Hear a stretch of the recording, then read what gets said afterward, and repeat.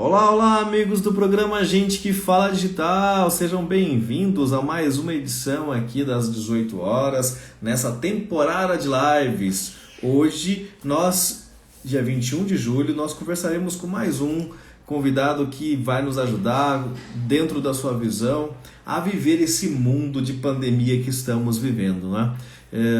Como poder adaptar, como poder nos organizar, não é? Ficamos tanto tempo dentro de casa, dentro das nossas casas, e agora, como fazer para começar essa retomada?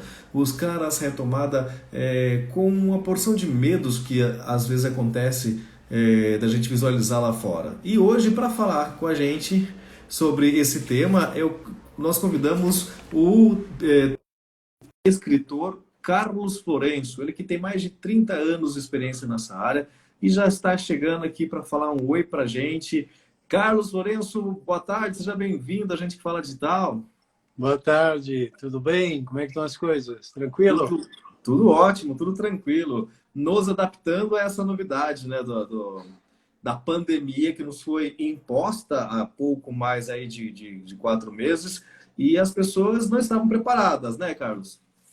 Eu acho que a gente já até está acostumado já, não? Acho que já está há tanto tempo, né, que eu acho que já estamos até nos reinventando, né? Eu acho que a solidão sempre esteve aí presente. Eu digo que a solidão é o mal do século, né? E eu acho que, de uma forma geral, as pessoas estavam um pouco fechadas dentro do seu próprio mundo, fazendo de conta que estavam sendo felizes nos relacionamentos, sofrendo muitas vezes de solidão acompanhada e não só, né? Então, eu acho que eu considero as experiências da vida, né, como o próprio nome diz, né, estamos experienciando alguma coisa, então estamos tendo a oportunidade de nos deparar com alguma oportunidade de aprendermos alguma coisa. Então eu acho que a humanidade tá tendo essa oportunidade de aprender com esse momento presente. E todos nós, individualmente, temos que ver qual é a lição que a gente pode tirar disso, né? O que é que nós podemos aprimorar e aperfeiçoar? Eu digo sempre que eu acredito que nós já temos primor e que nós já somos perfeitos, né? Isso, inclusive, está aqui no meu livro, né? A gente vai falar dele daqui a pouquinho, É, exatamente.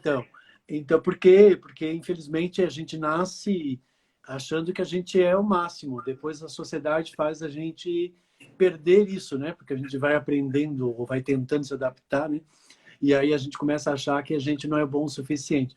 Então, por isso que eu digo que eu uso muito o aperfeiçoar e o aprimorar, porque eu acho que é melhor do que melhorar, porque se não significa que eu estou ruim e eu quero melhorar, né?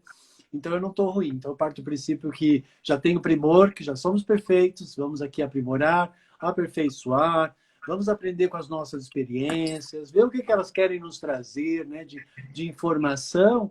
E essa agora é uma pandemia, né? Olha, no fundo, nós temos que nos sentir ainda muito gratos, né? Porque os nossos avós viveram o processo da Primeira Guerra Mundial, Segunda Guerra Mundial, peste negra, uma série de outras situações. Essa é a nossa primeira peste. Então, Por esse ponto de vista, você tem razão. é a nossa primeira peste. Então, eu acho que a gente vai conseguir, né, sobreviver a isso e tirar o melhor proveito disso, né? Eu acredito, pelo menos, que de repente é possível que isso venha a trazer bons frutos para nós, né? Tem que trazer, né? Como eu abri falando sobre. Já faz um bom tempo que estamos em casa e agora, né? Daqui a pouquinho a gente está se preparando para sair de novo de casa. E se sairmos do mesmo jeito que entramos, ou se sairmos piores do que entramos, a pergunta muito cabível é: para que passamos por isso então, né? O que a gente tem que buscar algo que seja mínimo para alguns, máximos para outros, mas que mude, né? Que faça evoluir. Seria algo nesse sentido, né, Carlos?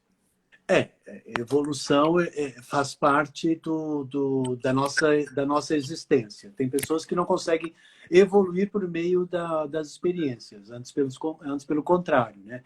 Em vez de evoluir, elas involuem, né? Em vez de aprimorar, elas vão perdendo o primor. Em vez de serem mais éticas, vão ficando aí aéticas, né? Vão ficando corruptas, né? Vão ficando piores, né? Do que e tal. Isso acho que tudo é uma questão de escolha, né? é aquilo que é a boa educação, são as nossas inspirações, né? E não procurar tirar o caminho mais fácil, tirar vantagem das situações, que é aquele famoso jeitinho brasileiro, né? Procurar respeitar, né? É muito importante. Mas para isso as pessoas precisam ter amor. Eu acho que quando as pessoas têm amor, elas têm ética. Quando elas não têm amor, elas não têm ética, né?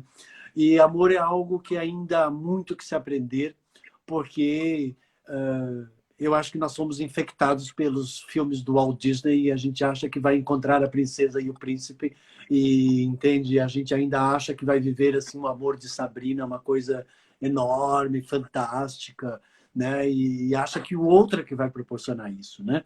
E o outro, então, né, quando entra na nossa vida, já vem com o fardo da obrigação de ter que nos fazer ser felizes, né? Então, já chega em dívida. Já chega com compromisso, né? Né? Então, a gente tem que realmente aprender a se inovar o máximo que a gente pode com todas as experiências da nossa vida. E aí vai um pouco de cada pessoa. O que é que eu posso tirar aqui realmente, né, de bom proveito? O que é que eu posso realmente aprender aqui a evoluir, né? E acho que esse é o momento de uma boa reflexão, sim. Muito bem, vamos falar um pouquinho aí do teu livro, como você já mostrou, e falar Será que eu não tô muito escuro aí? Porque passou o carro da pamonha agora aqui perto. Eu Está em tive que São ir Paulo, Carlos? Hã? Está em São Paulo? Eu estou em São Paulo, estou em Pinheiros, né? E aí eu disse assim, ai meu Deus, daqui a pouco vai vir um homenzinho aí e de repente aqui eu arranjei esse cantinho que eu acho que eu estou um pouco é, é, mais livre para poder falar com você e não ter nada por fora aí, né? Ah, bacana. Dá uma limitaçãozinha boa, dá para a gente bater papo assim. Eu quero, mais uma vez, agradecer a participação de estar com a gente aqui pelo Gente que Fala nesse formato digital desta vez, né? Você esteve no nosso programa do meio-dia já com a gente, né? Isso. E agora, só lembrando a você e aos nossos internautas que nós estamos ao vivo aqui pelo Instagram, Facebook e pelo YouTube. Então, pessoal, quem quiser mandar pergunta aí para o Carlos, para a gente aqui, a gente repassa, assim, com certeza que ele vai responder com muito carinho a Com todos certeza. nós, né? Pessoal dando boa noite aqui já no Facebook, no YouTube. Inclusive, você vai me ver olhando para lá e para cá, Carlos, de vez em quando, é porque eu estou com as 3 telas na minha frente aqui, então eu estou captando todas as Não, informações para a gente bater esse tranquilo. papo legal. O que está acontecendo uma consequência dessa pandemia, Carlos, a gente vai falar um pouco disso aqui agora, é a síndrome da cabana. Eu queria saber, e os nossos internautas, né, o que seria a síndrome da cabana? Então, a síndrome da cabana é um termo que foi criado em 1900 para as pessoas que tinham uma certa fobia de ambientes sociais que se fecham dentro das suas próprias casas e tem um certo medo, um certo pavor de ir para a vida social, né? O nome mesmo diz, né? Síndrome é uma patologia, é uma doença, é um bloqueio. E cabana, quando a gente pensa no nome cabana, a gente vai ver só aquela casinha no meio do mato, né, num lugar remoto, sem vizinhos, sem ninguém para nos perturbar, porque a gente quer fazer uma introspecção, porque não queremos ser invadidos e tal.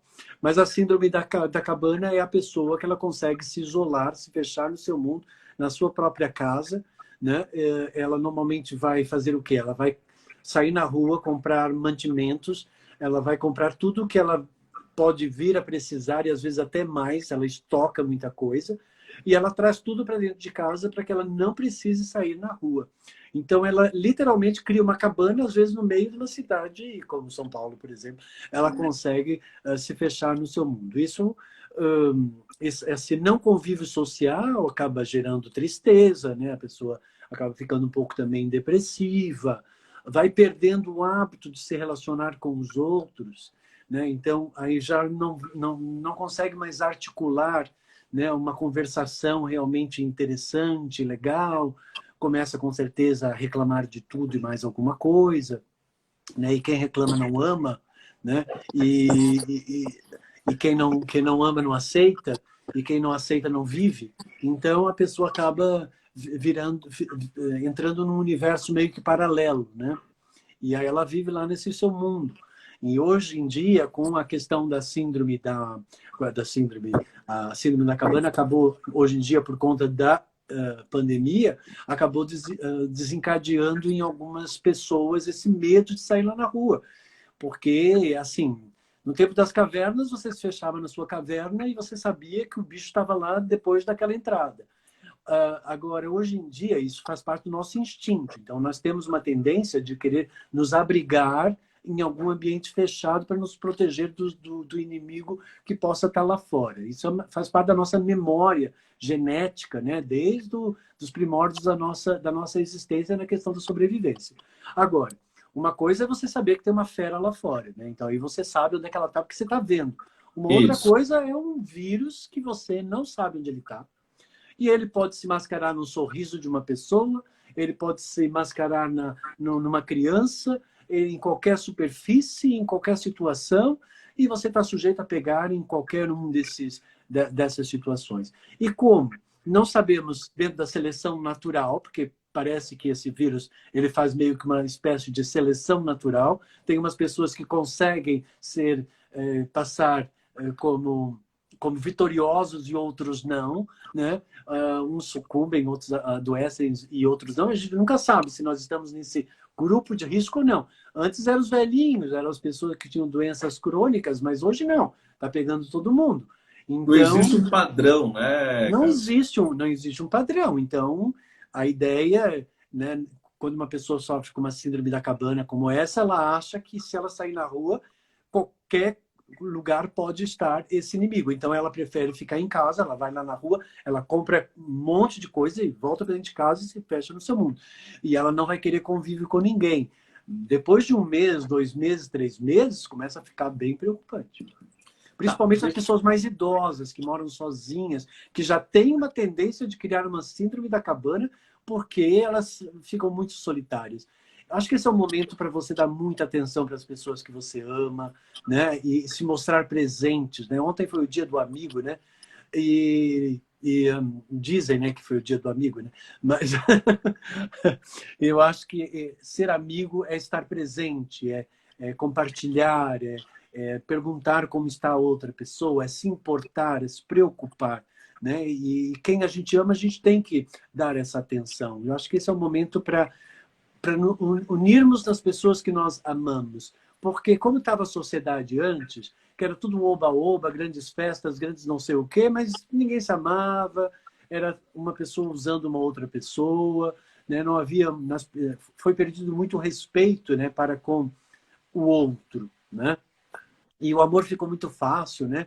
Qualquer coisa a fila anda, qualquer coisa entra numa conexão com os princípios de Cristo, amar ao próximo, né? Porque não estou conseguindo amar a esse, eu amo o próximo. E vamos amando o próximo, né? E a coisa vai passando, né? Vamos amando o próximo. Eu digo assim, pô, não ame o próximo, ame aquele que você tem, né? Que já é uma garantia, que você já tem alguma coisa. E não, esse não está dando certo, a fila anda, amamos o próximo. E que venha o próximo, né? Então tem que ter um pouquinho de cuidado. Eu acho que e a síndrome da cabana é muito isso, né? Dessa pessoa que, infelizmente, ela está com pânico social, né? Gente, nós estamos falando com o Carlos Florencio, ele que é psicoterapeuta, é escritor, e com mais de 30 anos de experiências, uma vasta atividade na área. E o pessoal chegando aqui já está dando boa noite, a Fabi tem aqui dando boa noite. Aí depois o pessoal tudo, o Nelson dizendo o seguinte, olha, isso é ruim, já nos acostumamos com a quarentena. Então, na visão aí do Nelson, acostumar com a quarentena é meio ruim. A K, depois me fala o nome aí, Caiane Rocha, acho que é isso, Caiane Rocha, que ela disse que amou o teu livro e ela quer muito saber mais um pouquinho sobre o livro. Daqui a pouquinho a gente vai falar dele, viu, Caiane? Fica aí com a gente. Esse livro foi feito, eu fiz antes da própria pandemia, um pouquinho antes, né? Eu lancei em dezembro, então eu acho que já foi uma prévia do que estava por vir. Preparou o pessoal para essa quarentena sem saber que estava preparando o pessoal, né? Marilena Ribeiro Leite, daqui também no Instagram dando oi. Cristina Montenegro lá no Facebook. A Lourdes Garavelli. Então, a pessoa está chegando aqui. Aos pouquinhos eu vou falar o nome de vocês no YouTube e para a gente bater esse papo e saber um pouquinho mais da visão do psicoterapeuta Carlos Florencio, que... E mande os coraçõezinhos, que uma das coisas que eu adoro nas lives, que eu tenho a minha live também, Opinião, nas quartas-feiras, são esses coraçõezinhos que ficam borbulhando aqui na lateral, sabe assim? Olha lá, olha, aqui no Facebook eu já estou vendo os joinhas, os coraçõezinhos. Então. Isso aqui. Manda aqui também no Instagram, pessoal, aqui no YouTube. E Aqui no essa, YouTube, e clica essa, aí lá e essa interatividade, né, que nós estamos tendo hoje em dia, né, essa proximidade, mesmo à distância, por meio das redes sociais, né, essa questão da tecnologia, eu acho que ela favoreceu muito esse momento presente. Né? Então, é isso que eu queria entrar um pouquinho referente à tua fala, em frente à tua fala. Você disse que a síndrome da cabana, né, a cabin fever também que é conhecido, ela é uma maneira das pessoas se isolarem, elas acabam pela questão, se isolando por um excesso de medo, um excesso de zelo, algo nesse sentido. Então ela sai correndo, pega tudo, abastece tudo lá, como se como se ela fosse para uma cabana passar um mês, entendeu? Ela acha que ela vai ficar um mês lá fechada no seu mundo. Mas tem muitas pessoas que sofrem de síndrome da cabana sem perceber que estão sofrendo de síndrome da cabana, mesmo antes disso. As pessoas que não estão conseguindo ter relacionamento, que estão com medo de ter relacionamento, estão fechadas, eu não preciso de ninguém, bem antes só do que mal acompanhado. Isso já é uma síndrome da cabana. A pessoa já está na sua cabana solitária. E aí, bom, então usando terminologia síndrome, né? Você definiu síndrome como patologia. Então é algo que precisa ser tratado, certo, Carlos? Precisa ser tratado. Normalmente, quando a pessoa não consegue, pelas vias normais da psicoterapia, de outras terapias alternativas, que hoje em dia nós temos bastante, né? Meditação, reflexão, exercícios. Eu dou muito exercício gravados, que eu gravo muito exercício, e meus exercícios acabam liberando, né, endorfina, liberando hormônios, liberando satisfação, motivação, liberando uma série de coisas que a pessoa acaba não precisando apelar para medicamentos. Mas quando ela já está num grau que ela já não tem mais controle sobre a sua própria vontade, aí ela precisa ser medicada. De repente aí, obviamente, que tem que tratar, tem que acompanhar, tem que avaliar, não dá para jogar ao ar, eu até entendo.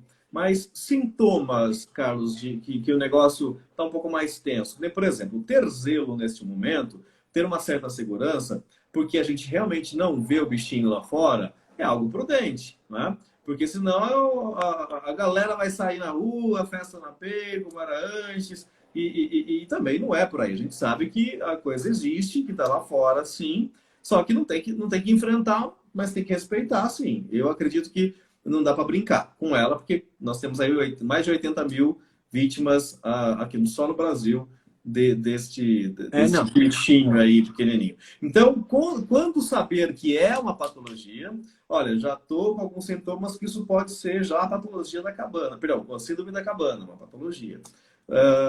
E quando saber que eu tenho que buscar uma ajuda profissional de um psicoterapeuta e, acima de mais, né, ampliando a pergunta aqui, quando saber que acho que é melhor eu buscar um medicamento aí para me ajudar? Então, assim, quando a pessoa começa a evitar o relacionamento com os outros, ela começa realmente a não procurar ninguém, né, e não estar disponível, e ela se sentir invadida quando uma pessoa entra em contato, sabe? Quase como se fosse aquelas propagandas, né, que chegam no telefone e que a gente já diz, não estou para aquilo, né? Então é mais ou menos como isso. De repente, imagina, é uma mãe que te liga e você vai, né? Aí você faz cara feia para tudo, começa a fazer cara feia para tudo e começa a rejeitar. Já estão me perturbando. Não tenho paciência para isso. Então tudo isso já é um sinal de que você está no isolamento, né? E aí lá pelas tantas, a pessoa acaba não conversando muito, ela fala pouco, ela fica muito sim e não, né? Você tá bem? Sim. E aí, mas o que é que você está fazendo? Nada especial. Ou seja, tudo muito curto, né? Ela não desenvolve uma conversa, que lá o outro lado cansa, né? Faz 3, 4 perguntas, acabou, não deu retorno, então tá bem, então depois a gente conversa e tal, e a coisa vai. E aí a pessoa desliga o telefone e diz assim, deixa eu voltar para minha televisão, ou deixa eu voltar para minha outra coisa, porque ela cria o seu mundo e o seu universo paralelo, né? Então é quase como síndrome da Alice, né? Ela fica um pouco na Alice, no seu cogumelo, e ela não sai de lá, né? Então a pessoa tem que tomar um pouquinho de cuidado. E quando ela realmente começa a evitar em demasia, né, todo mundo, e começa a dizer não para todos os convites, né, e se fecha muito no seu mundo, aí é o momento que tem que procurar realmente uma ajuda de um psicoterapeuta, que aí ele vai analisar, e aí, a partir daí, ele vai ver se precisa passar para um psiquiatra para ser medicado ou não. O único sintoma que eu avaliei aqui, falei, ixi, você começou com o primeiro sintoma, eu falei, esse eu devo ter aqui, que é a aprendida da propaganda. Você atende o telefone lá e já fala, me desculpa, mas não vou te ouvir. Se esse for um sintoma, lasquei. Então, eu preciso procurar um psicoterapeuta. Não, mas normalmente a pessoa faz isso para qualquer pessoa que liga para ela, como se fosse uma propaganda enganosa. Ela diz assim, não estou disponível, estou ocupado, começa a criar umas historinhas que não... Ela cria um mundo paralelo, né? Então, tem que tomar um pouquinho de cuidado, sim. Né? A pessoa muito triste, não muito participativa, né? Não querendo conviver com as coisas, nem às vezes descendo para pegar um sol no condomínio, né? Então tudo isso é preocupante. Brincadeiras à parte, obviamente, a gente sabe disso, né? Porque a gente sabe que esse telemarketing é um trabalho que a pessoa está fazendo, mas que a gente tem hora que fica irritado, né? Mas tirando isso, eu entendi o contexto, claro. E nesse momento, se ela está com algum desses sintomas que você disse, não querer falar muito com as pessoas, negar convites, não manter um diálogo com um raciocínio mais dinâmico, isso já é um sintoma que era bom ela procurar um psicoterapeuta, é isso? Que ela não está bem, né? Porque nós somos seres sociais, né? Tem animais sociais também. Nós somos seres sociais, né? E tem animais também sociais. Então, como nós somos seres sociais, nós precisamos sociabilizar. Nós precisamos trocar. Porque quando você troca, você transmite e você recebe. Então, nós precisamos transmitir aquilo que nós somos e receber o que o mundo tem para nos dar. Para que dessa forma possamos avaliar, questionar, né, julgar, perceber as diferenças. Isso melhora a nossa capacidade cognitiva, o nosso raciocínio, né, desenvolve a nossa intelectualidade. Né? Então, a leitura também o faz, mas a interação, né, de ver o ponto de vista do outro, né, essa interação por meio da comunicação com uma coisa viva, né, nem que seja pelo celular, não necessariamente precisa ser presencial, mas ter essa interação, ela é muito importante, mas que seja por telefone e tal, mas que não fique naquela coisa muito superficial, porque você sabe que nós estávamos num processo antes da pandemia que as pessoas elas estavam muito superficiais, elas não aprofundavam, né? Então, eram muito imagéticas, ninguém discutia um assunto com a profundidade. Raramente você encontrava uma pessoa para você ter uma conversa profunda, mais intelectualizada. Olá, tudo bem? Aí tudo, aí fala mal daqui, fala mal dali, fala mal de lá, e só fala mal, né? Então, não sei até que ponto que realmente isso também acrescenta, né? Então, por quê? Porque as pessoas até criaram vícios de comportamento, que quem fala mal está entristecido, não está bem com a vida, tá? E isso já vai gerar lá para frente uma depressão, né? Já vai gerar uma angústia, vai fazer a pessoa ficar ácida, que vai desequilibrar o pH dela, né? O meu método é pH vida. O pH dela vai deixar de ser mais alcalino, vai ficar mais ácida. E na acidez do comportamento é que está a base de 99% das doenças psicossomáticas, né? Que é uma das minhas especialidades. Então, é muito normal eu ver uma pessoa reclamar aqui, eu já sei que lá na velhice dela, ela vai ter problema de artrose, ela vai ter problema de coração, ela já dá para perceber o que ela vai ter por lá. Por quê? Por conta do psicossomatismo que ela vai ter por conta daquele comportamento repetitivo. Então, qualquer comportamento que se faz repetitivo, né, que é um padrão, que vira um padrão, pode virar uma doença. Então temos que observar um pouquinho. Olha aí, gente. E aí, como é? Observaram-se, avaliaram-se se estão encaixando alguma coisa aí. Tá reclamando demais, né? Então, ó a dor aí que você pode ter no futuro. É bom ficar atento, não é? Isso é mais comum em alguma idade específica, Carlos, ou não? Criança pode ter isso, um adulto, um adolescente, um jovem, ou pessoa mais adulta, Não, um idoso? normalmente é com a velhice, viu? É mais com a velhice, né? Com as frustrações, com o acúmulo de frustrações, com as decepções, né? Com as não realizações, a pessoa com não conseguir atingir os seus objetivos ou não sair conforme ela quer, né? Então ela vai desenvolvendo uma certa arrogância, uma certa agressividade, um autoritarismo, né? Então ela vai ficando muito azeda, né? Vai reclamando de tudo, insatisfeito, nada tá bom, tudo poderia ser diferente, né? Ou seja, ela começa a valorizar o que não existe e começa a criar uma rejeição para aquilo que existe, né? Porque quando nada me satisfaz, significa que eu estou em conflito com a realidade.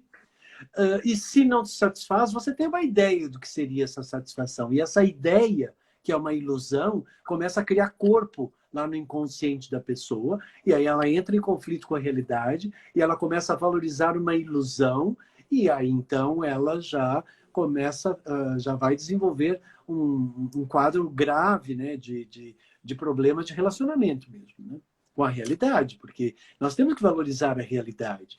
Né? A realidade não está aqui para nos satisfazer. Nós é que temos que aprender a nos satisfazer com a realidade que nós temos e tirar o melhor proveito daquilo que faz parte da nossa vida. Né? Agora, se a pessoa ela começa a idealizar demais o que ela quer, o que ela precisa para ser feliz, né? Eu digo sempre, quando você tirar tudo aquilo que você precisa para ser feliz, você encontrou a felicidade. E quando você deixar de idealizar o seu amor e aprender a aceitar as pessoas como elas são, você encontrou o verdadeiro amor. Até lá, você vai sofrer com decepções, com mágoas, com raivas, com ódio, porque não é como você queria e que você quer que seja. Né? Então, é isso, porque eu digo sempre que nós vamos ficar com mágoa quando a gente esperava que aquilo ia acontecer. A gente vai ficar decepcionado porque a realidade nos mostrou uma outra realidade. Nós vamos ficar com raiva porque não saiu conforme eu quis. E vamos ficar com ódio quando realmente a gente percebe que não vai conseguir aquilo que a gente queria. Né? Então, a raiva, ela denuncia uma pessoa que não sabe realmente amar e se relacionar com a verdade. Né? E é um quadro triste, porque a pessoa ela está fazendo uma escolha de ter uma vida triste. Né? E ela não está sabendo valorizar e ter gratidão pelas coisas. Né? Então, ela não sabe amar, porque se você não tem gratidão, como que você vai dizer que você sabe amar? É impossível. Saber amar, saber conviver é uma arte, né? Você tem que praticá-la. É como movimentar um músculo, né? Faz exercício para movimentar o músculo, você tem que movimentar também os sentimentos para que ele possa gerar forças, né? Para que crie forças e comece a se tornar a rotina do dia a dia. Isso é muito próximo à síndrome ou à patologia aí da cabana. É muito próximo ao estresse, Carlos. Você está em conflito com alguma coisa. Quando você está em conflito com alguma coisa, você está em estresse. Né? Porque vai criar uma energia que não é favorável para um determinado segmento da sua vida, em algum setor da sua vida. Então, claro que não é uma energia agradável. Temos que... É estressante. Né? Pode gerar muita impaciência. Então, essa impaciência para com a diferença, né? Então, isso vai fazer com que a pessoa acabe se estressando por mínimas coisas. Né? Quando as coisas não saem conforme a pessoa quer, por exemplo. Né? Porque é uma tendência do ser humano, né? Dele não conseguir realmente se adaptar às realidades e ele querer que as coisas só sejam conforme ele idealiza. E nem sempre é assim. Né? Então, aí, gente. Temos que saber lidar com o inusitado e com o diferente, né? Porque senão a pessoa vai sofrer, porque eu digo que o sofrimento ele dura até a gente aceitar. Quando aceitou, acabou o sofrimento. Então, quanto mais rápido você aceitar que de repente não saiu conforme você quis e se adaptar à realidade, tanto melhor para você poder se envolver com aquilo e ver o que é que você pode tirar de aproveitamento, de conhecimento a partir daquela experiência. né? Olha aí, gente, Eu, experiência, hein? eu sou uma pessoa muito a favor de tudo que chega na nossa vida. Você sabe que eu aprendi uma coisa na vida que foi, primeiro, agradecer todas as coisas ruins, porque graças a elas eu aprendi a valorizar o que é bom, né? E as coisas boas, eu percebo que não, elas não exigem esforço nenhum. São as coisas ruins que exigem esforço da gente. Verdade. São as pessoas negativas da nossa vida que exigem mais de nós. Exigem o quê? Flexibilidade, tolerância, paciência, muita paciência, né? Exige que a gente não julgue, que não critique, que a gente ame, porque quando você vê uma pessoa que ela não está bem com ela mesma, você percebe que ela não está bem, você já vai criar um julgamento. Essa pessoa tá chata, essa pessoa tá mal. Você já está passando uma energia de rejeição. E por vezes isso acaba aumentando ainda mais a chatice do outro, né? Então, tem algumas pacientes minhas, né, uns clientes meus, que dizem: meu marido está muito agressivo, está muito diferente, não conversa comigo e tal, tal, tal. Parece que nós estamos vivendo em mundos completamente, né, adversos, não estamos unidos, não estamos integrados, nem parece que eu estou casada, né? Aí eu peguei isso assim, mas você deseja que ele seja diferente? Sim, com certeza eu desejo que ele seja diferente. E você projeta isso constantemente para essa pessoa, do gênero: se ele fosse assim, se ele fosse assado, se ele não sei o quê e tal, tal, tal. Eu faço. Aí você diz assim: pois é, você está passando rejeição. E você sabe como é que o homem se defende de energia de rejeição de mulher? De duas formas. Olha lá, gente, vamos ficar atento aí, homens. Duas Presta atenção. formas. Você que Com está no Instagram, no agressividade. Facebook, no YouTube, presta atenção que ele vai contar agora pra gente. Como é que o homem se defende de uma energia de rejeição que vem de uma mulher? Ele fica agressivo ou ele fica indiferente? Olha aí, gente. A indiferença é porque ele está tentando proteger a energia dele, né? E agressivo é porque ele está dizendo: vai para lá com essa sua energia ruim. Entende? Da mesma forma que quando a mulher começa a reclamar demais do marido, o marido tem que perguntar: espera aí, eu não estou passando proteção para ela, eu não estou protegendo essa mulher. Ela está estressada por quê? Porque eu estou demonstrando descaso.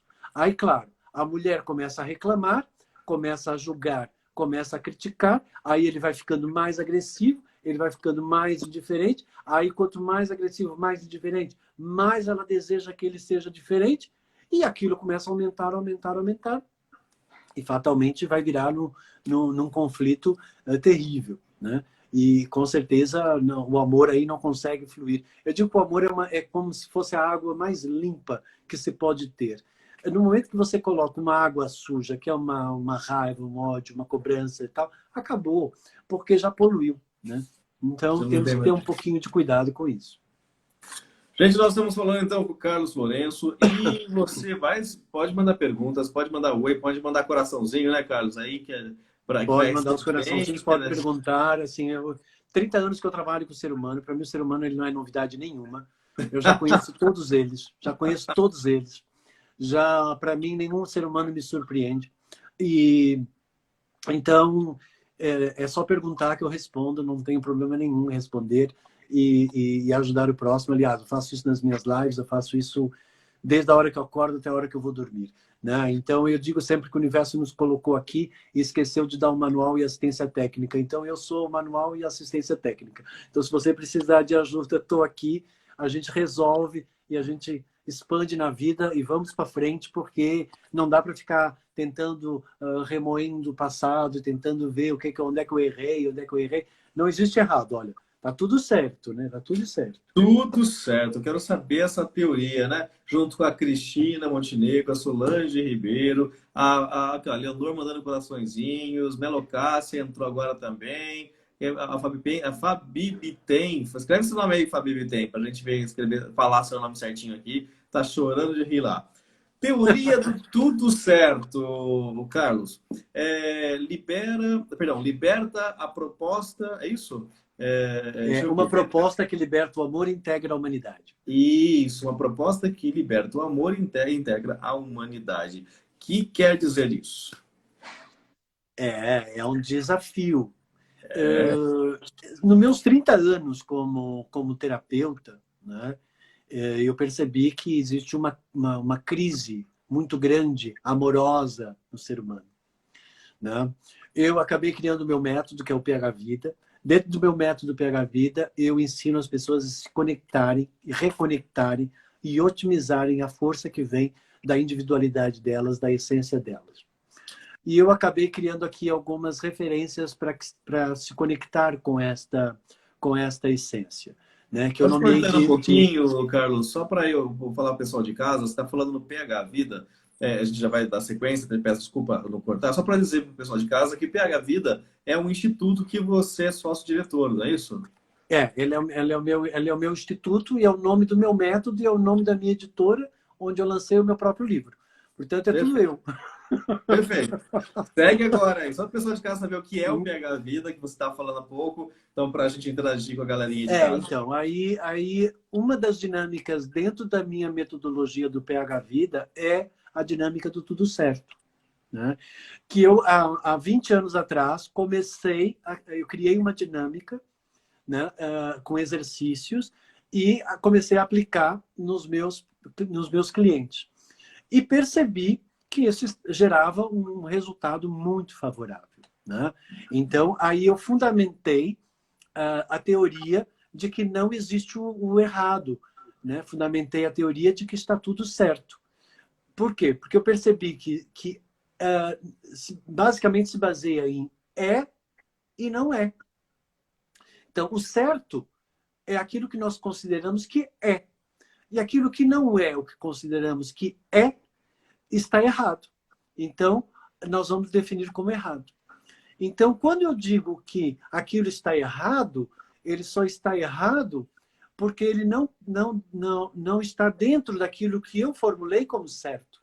Né? E que toda ação gera uma reação que está sempre certa. Se eu jogar uma pedra num vidro, vai quebrar o vidro, e está certo ter quebrado o vidro. Aí a pergunta é, mas está certo você quebrar o vidro?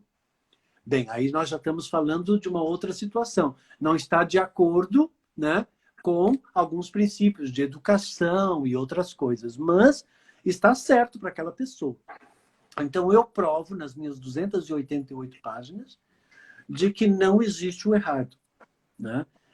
Aí eu mostro aqui que nós nascemos puros, que nós nascemos com a nossa referência de origem, que é a nossa essência, e nós nascemos com a nossa referência de natureza, que é o nosso lado animal, de sobrevivência, e que a sociedade vai nos tirando as qualidades da nossa essência. Nós vamos perdendo a nossa pureza, porque nós aprendemos a ser maldosos.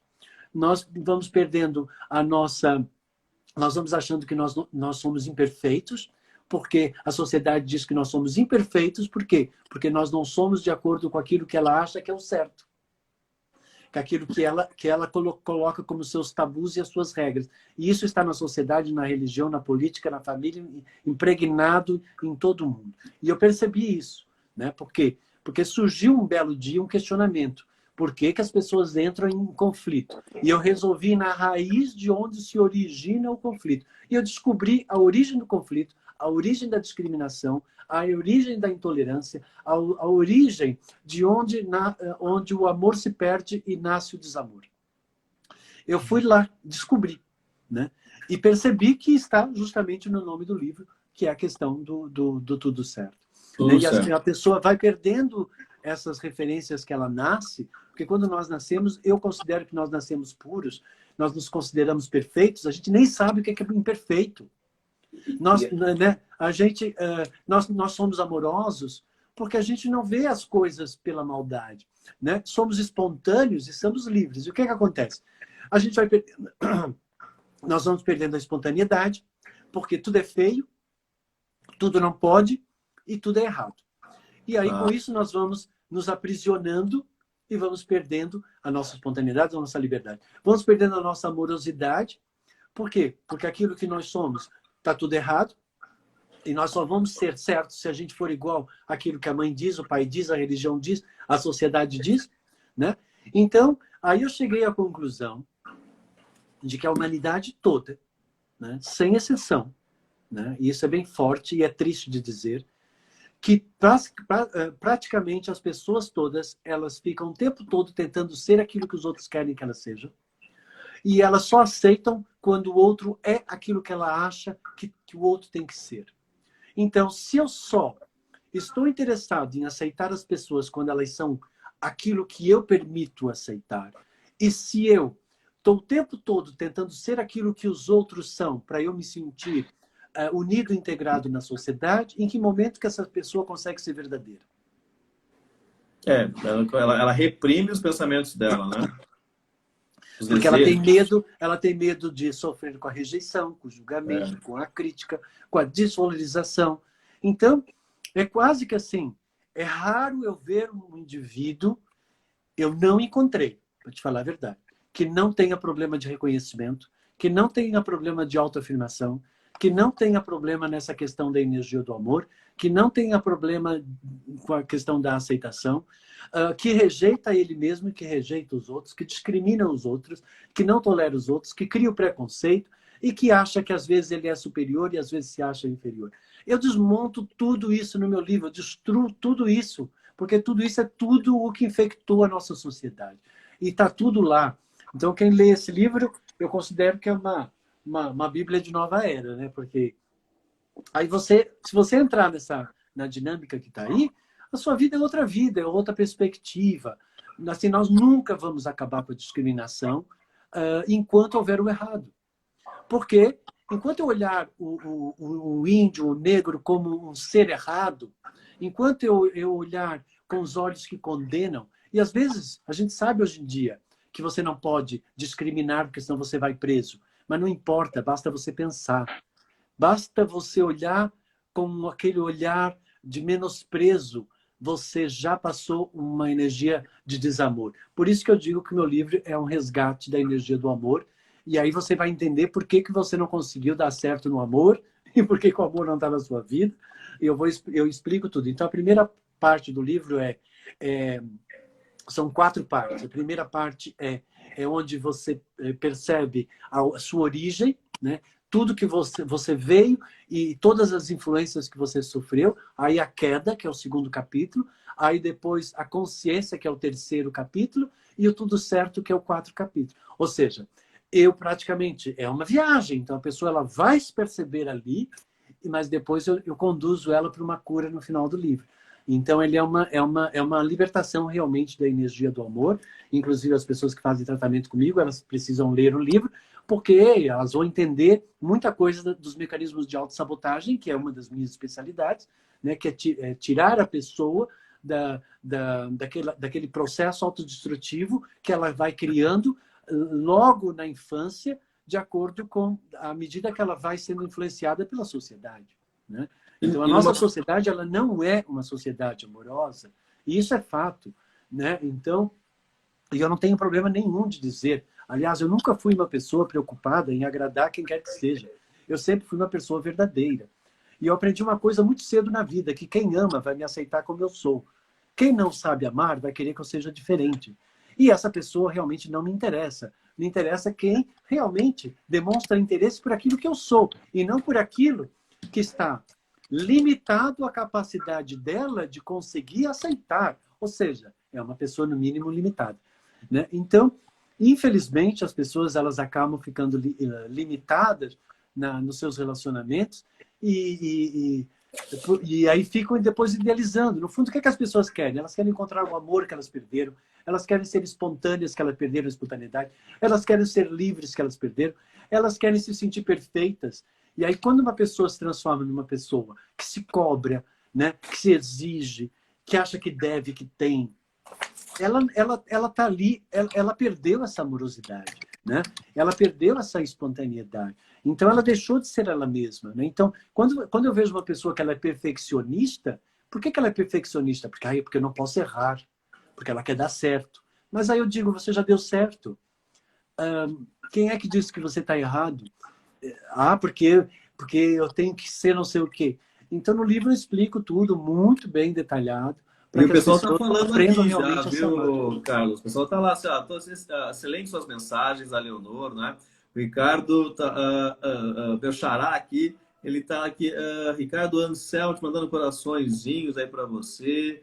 Ah, Depois, ele foi, foi um cliente meu, ele também ah, fez um processo. que bacana. Olha, a Maria, que maravilha, estou ansiosa para o meu livro chegar. Olha aí. Deve estar chegando, Maria. Depois comenta, então. Entra nas nossas redes sociais, pessoal. Sigam a gente, sigam o Carlos aí. Depois comente com a gente o livro do Carlos também. A gente quer saber a opinião de vocês aqui, né? É, Então, eu queria dar uma informaçãozinha para eu tô numa campanha do Tudo Certo que eu envio para as pessoas com o livro autografado e ainda dou um CD meu de música para relaxar o ambiente, tal, tal, tal. Então, é um 2 em 1, né? Que eu dou um CDzinho meu e mais o livro autografado com uma dedicatória.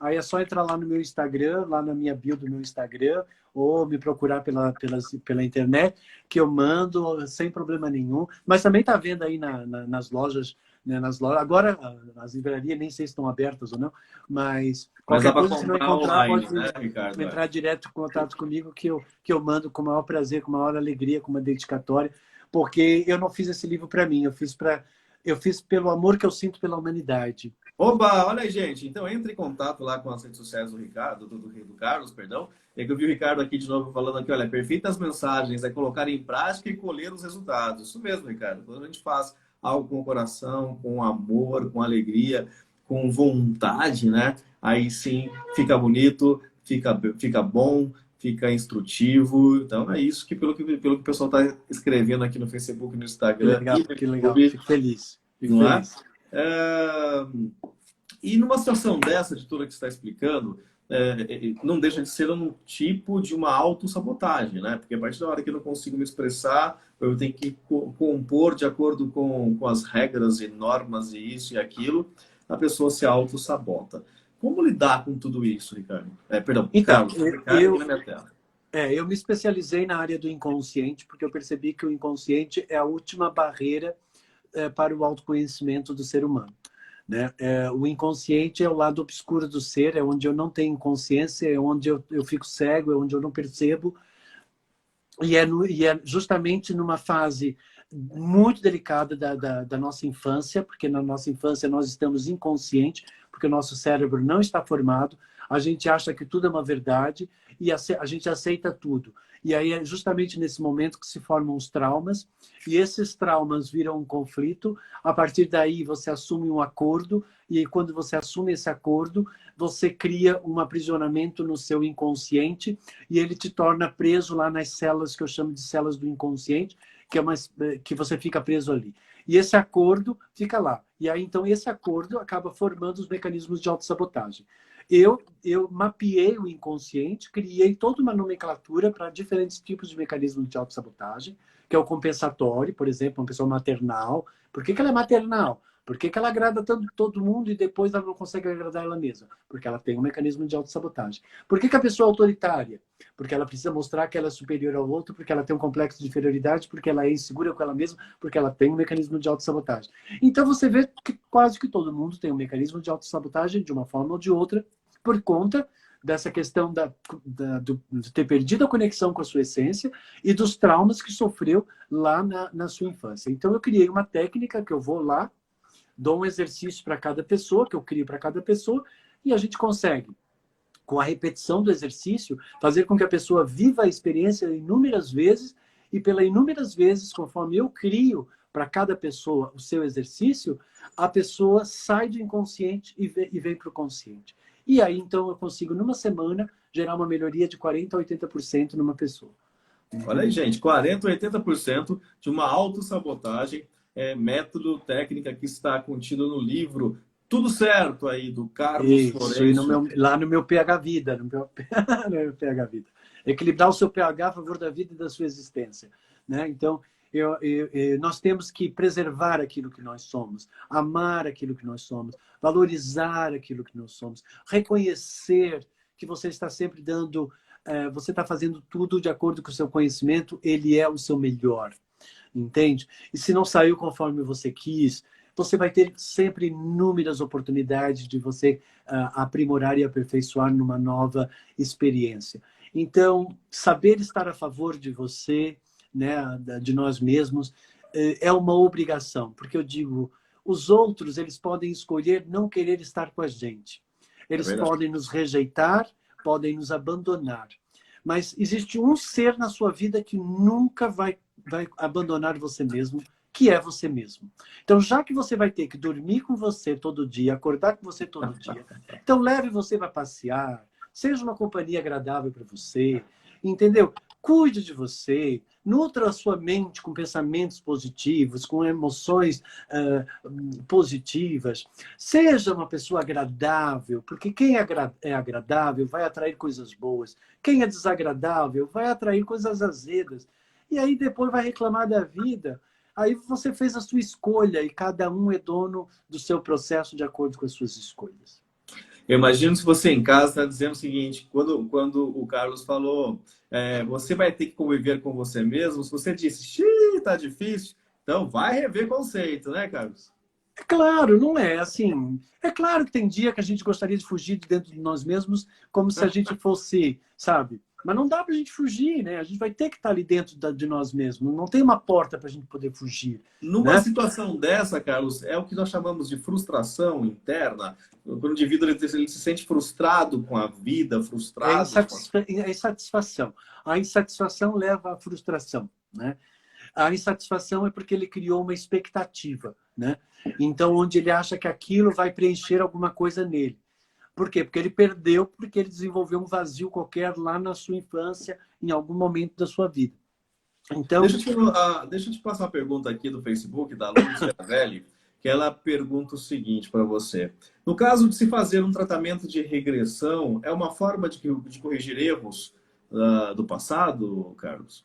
não existe regressão, tá? Existe aceder a uma memória do passado registrada lá no seu inconsciente ou registrada no seu cérebro, que você vai, ao aceder a ela, ao acessar essa imagem, existem quadrantes no nosso cérebro que nós guardamos a imagem da situação que a gente resolveu. Junto com ela tem filamentos de conexões que conectam a emoções específicas. Então, quando você entra naquela imagem, pode ver que quando você está andando na rua, você sente um cheiro, aí você lembra da comida da sua avó. Por quê? Porque aquele cheiro vai fazer a conexão com aquela imagem e você lembra da sua avó. Então, quando nós fazemos, não é uma regressão, mas sim fazer você conseguir captar aquela imagem que você guardou, daquele trauma específico, daquela situação que você viveu. E assim, não precisa nem... Tem pessoas que fazem regressão, querendo ir para a vida passada, querendo procurar onde é que ela errou na outra vida, né? Eu parto do princípio que se você errou na outra vida, é porque você já foi reprovado no ano letivo lá. Então, consequentemente, você vai passar pela mesma experiência aqui de novo.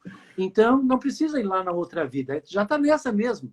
E o que está mal na sua vida? Você não vai corrigir lá, né? Você vai corrigir é o que está se repetindo constantemente. Entende? Porque as experiências não são para ficar repetitivas. Se elas estão repetitivas, é porque você não passou no teste. É porque você não está tirando boa nota no teste. Então, você tem que ver o que é que eu tenho que aprender. Normalmente, as pessoas são teimosas. Elas continuam mantendo sempre o comportamento, a mesma atitude e querendo que o resultado mude. Aí eu digo sempre que não existe... Se você quer novo resultado, você vai ter que mudar o tempero. Se você não mudar o tempero, não muda o sabor. Eu li uma frase há uns 15 dias, mais ou menos, que dizia bem isso que você está dizendo agora. Os erros só se repetem enquanto a gente não aprende com eles. Então é bem isso que você está dizendo.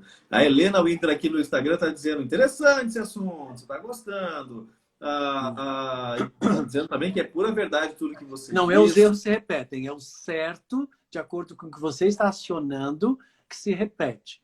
Que ele está certo. Entende? Olha aí, gente. Outra visão, importante, né? Ele está certo, ele está certo. É assim, se... eu estou vivendo um relacionamento errado. Não, você está vivendo um relacionamento certo de acordo com aquilo que você está colocando ali.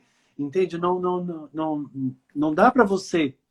Tem que ter cuidado, porque esse errado ele está muito limitado ao que você considera ser errado, né?